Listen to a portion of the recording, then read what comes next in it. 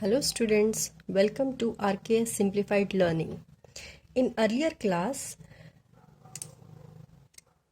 we have already learned about the different states of matter. So we know that there are three states of matter, that is solid, liquid and gas.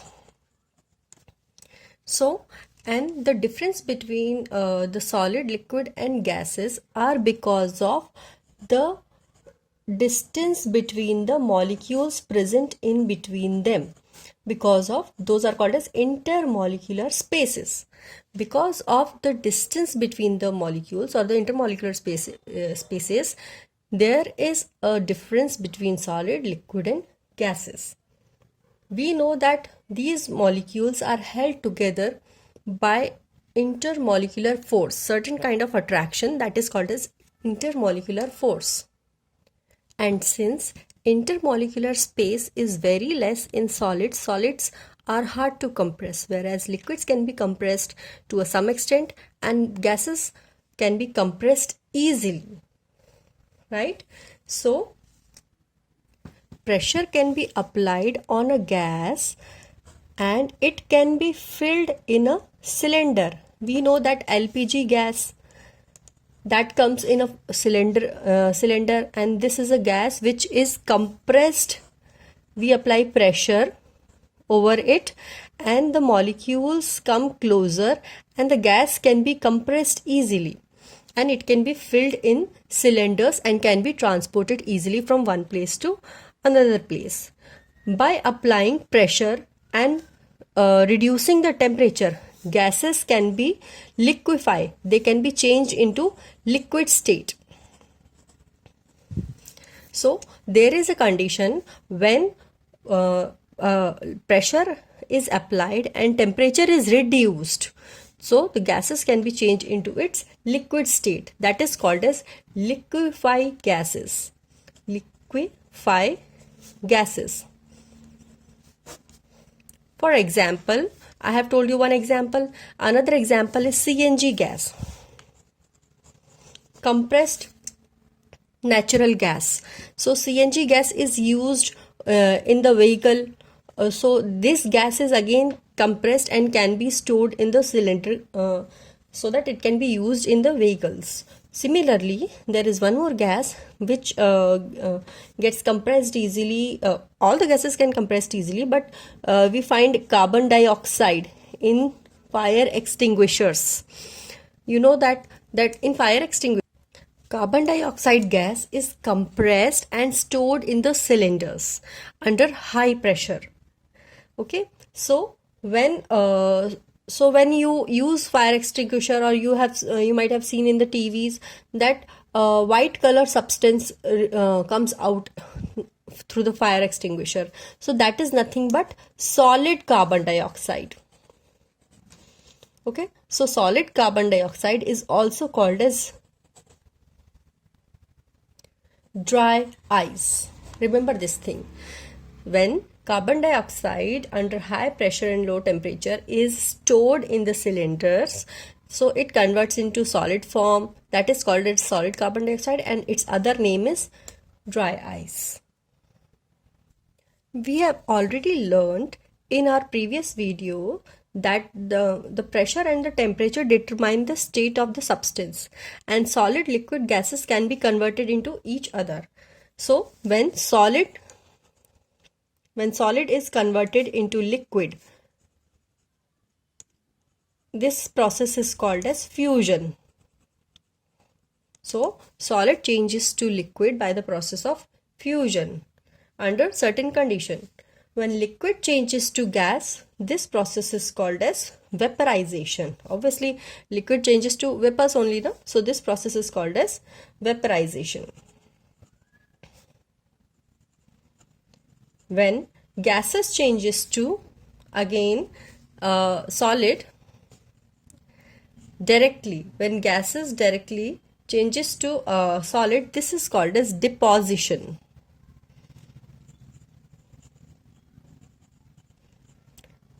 Deposition. Okay, when solid changes to gas, This process is called as sublimation. This also we have already discussed in our earlier class, that sometimes there is a process when solid directly changes to gas without changing into liquid. This process is called as sublimation. For example, camphor. Camphor directly evaporates. Camphor is a solid and it doesn't change into liquid form. It directly evaporates into the gaseous form. That is called as, this process is sublimation. When gases changes to liquid or liquid state, this process is called as condensation. And when liquid changes to solid, this is called as freezing.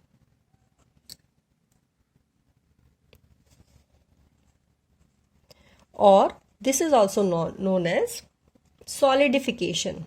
Obviously liquid is changing into solid, so this is called as solidification. Okay, so here when solid changes to liquid and when liquid changes to gas, so in this process heat energy is absorbed. Okay, and in all these processes, other four processes, the heat energy is released. So when heat energy is absorbed, the molecules, the force between the molecules break and the molecules become far apart from each other. Okay, they can move freely. So slowly the solid changes to liquid. Again, when liquid gains heat energy and vaporizes, that means the liquid molecules again gains heat energy, and again the distance between them becomes large because the intermolecular force breaks and they changes into gaseous form. Whereas when gases changes to liquid, what happens here? They releases heat energy. Obviously when there is low amount of energy in our body, we also feel lethargic. We doesn't move here and there much. We sit on a place. Similarly, when gases changes to liquid, the molecules or the particles releases heat energy and the force between them increases. Okay, so here also when liquid changes to solid, again heat energy is released and the molecules settle on one place and the force between the molecule increases, intermolecular force. Okay, so when when liquid changes to gas, there can be two methods, that is by the process of evaporation or boiling. So there is a big difference between evaporation and boiling. In this both process, liquid changes to gaseous form. In both the process, this is the common thing, that in both the process liquid changes to gaseous form. But the difference is evaporation is a slow process, boiling is a fast process. And here less amount of heat energy is required, here more amount of heat energy is required, because water can be evaporated even on slight heating, but in boiling we have to apply more amount of heat so that the water rapidly changes to liquid. Now here in evaporation, water or the liquid changes into gaseous state without reaching to its boiling point. It is not necessary that a water or the liquid should boil, then only it will convert into gas. On slightest heating also, on slightest increase in temperature, liquid slowly changes to vapor. This process is called as evaporation. For example, wet clothes, when they dry up, when we hang the wet clothes on a wire, slowly the water evaporates, it changes into vapor form and the clothes get dried. So we will define evaporation as the phenomenon of change of a liquid into vapors at any temperature below its boiling point. It is not compulsory that a water must boil to get evaporated. Okay, so below its boiling point, I am writing in short, boiling point. This process is called as evaporation.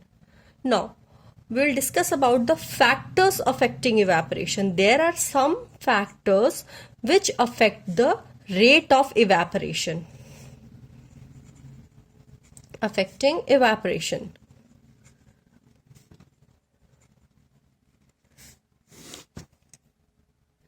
So there are 4 factors which are responsible for the different rate of evaporation. First is surface area. Surface area. I'll give you an example. Suppose you have wet clothes, 2 wet clothes. One wet cloth is crumbled and it is hanged on the wire. It is crumbled and hanged on the wire. The other wet cloth is spread properly on the wire, which will dry faster. The second one, the cloth which is properly spread on the wire will get dried faster because its surface area is more. When the surface area is more, the water will evaporate easily, so it will get dried faster. Whereas here the surface area is less, so water finds it difficult to get evaporate easily. So here in first case the cloth will dry, it will take long time to get dried, and in second case here the cloth will dry faster. So more the surface area, I'll just write, if surface area increases, evaporation also increases. Okay, so they are directly proportional. Directly proportional means if one thing increases, the other also increases. So when the surface area increases, rate of evaporation also increases. Second factor is humidity or increase in temperature. Temperature. Let's take an example again. We know that in summer season and winter season, in summer season our clothes get dried faster, whereas in winter season the clothes take longer time to get dried. Why it is so? Because in summer season temperature is more. When the temperature is more, when the heat increases, rate of evaporation will increase. When the heat increases, the water molecules will change into vapor faster. Whereas during winter season the temperature is low. So what happens here? The rate of evaporation is slow. The water molecules changes to vapor but very slowly. Therefore, in summer season, our clothes get dried faster in compared to winter season. So here again we can write, when temperature increases, rate of evaporation also increases. Third factor is humidity.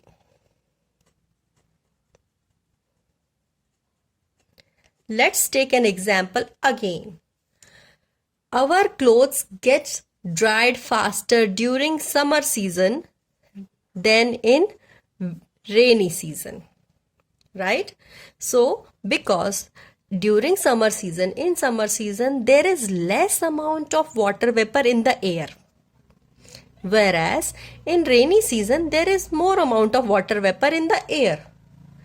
Okay, so here in summer season less amount of water vapor is there, so here the water evaporates faster because it has more space to get accommodated in the atmosphere. Whereas in rainy season already the many water molecules are present in the atmosphere, so it takes longer time for the water molecules to find the space to get accommodated. So here we can say that when humidity increases, rate of evaporation decreases. They are inversely proportional. When one thing increases, the other thing related to it decreases. So when humidity increases, rate of evaporation decreases. Fourth factor is wind speed. Wind speed. Obviously, again, I'll take an example. The clothes or the wet things get dried faster when there is wind. Okay, and so when the speed of the wind is more, the wind carries the water molecules from the wet things with them. Okay, faster. So when there is speed in the wind speed, so when wind speed is more, the rate of evaporation will be more. Okay, so there are four factors affecting rate of evaporation, that is surface area, temperature, humidity and wind speed. The next is, how does evaporation causes cooling? So we know that evaporation causes cooling. Why is it so? So what happens?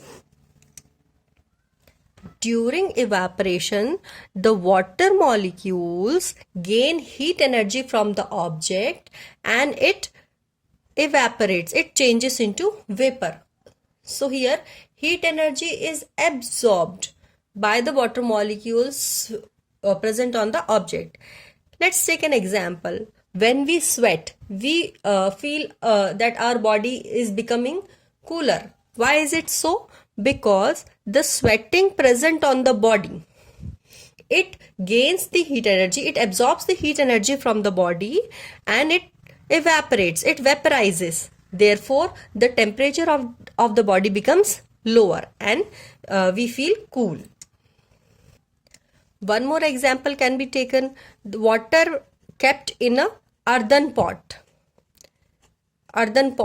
In the earthen pot, the water is much cooler than the water which is kept in any vessel during summer season. So why is it so? Because earthen pots, again, it has small pores on it. So when the water becomes a bit hotter in the pot, the hotter molecules gains this heat energy and evaporates through this pore, therefore keeping rest of the water cool. The same phenomenon is applied to the question, why should we wear cotton clothes in summer? So again, cotton clothes has, again, it has cotton, we know that cotton is breathable. It has small holes or pores over it. You might have seen the cotton cloth. Okay, so when we sweat, the sweat again gets evaporated through these pores and the ventilation is kept properly between the body and the atmosphere. Therefore, we should always wear cotton clothes during the summer. I hope you liked today's video. You can ask your doubts related to the topic in the comment section. Please do subscribe the channel RK Simplified Learning. See you in next video. Until then, bye-bye.